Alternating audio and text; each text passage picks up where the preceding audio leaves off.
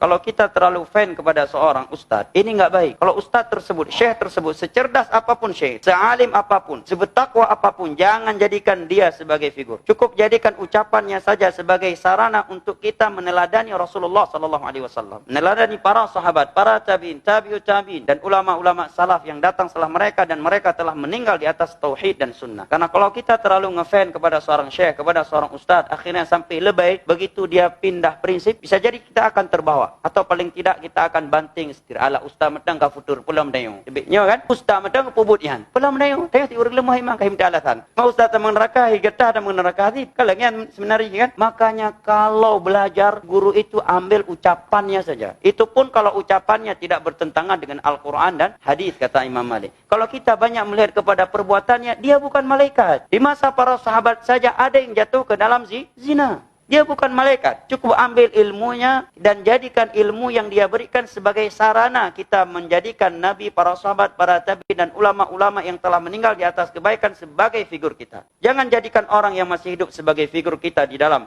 berakidah, dalam bermanhaj, dalam beribadah dan dalam berakhlak. Karena mereka belum pasti mati dalam keadaan husnul khatimah. Dan bahayanya kalau kita sempat ngefan yang luar biasa sampai lebay, ketika dia menyimpang kita akan terbawa ke dalam penyimpangannya. Kita akan membela penyimpangannya. Atau paling tidak seperti tadi, banting setir. Kalau prinsip dia, figur saya bukan syekh. Karena beliau masih hidup. Bukan ustadz ini. Beliau guru saya. Beliau cerdas. Beliau punya ilmu. Tapi dalam masalah figur, bukan beliau figur saya. Figur saya Rasulullah SAW. Figur saya para sahabat, para tabi'in, 4 imam madhab, dan ulama-ulama yang datang setelahnya. Dan mereka telah meninggal di atas kebaikan. Beliau guru saya. Jazakallah khair. Saya doakan, saya balas kebaikan. Tapi untuk melihat perbuatannya sebagai contoh untuk saya, enggak. Walaupun memang lagi benar, lagi baik. Khawatir nanti ketika dia menyimpang, saya akan terbawa dengan. Ini akan membuatkan kita istiqamah jamaah. Dan akan membuat kita punya jati diri dan tidak suka lebay bin alay kepada guru. Tidak suka lebay. Ya. Jamaah ini generasi, banyak zaman sekarang ini, apalagi generasi micin. Terlalu lebay.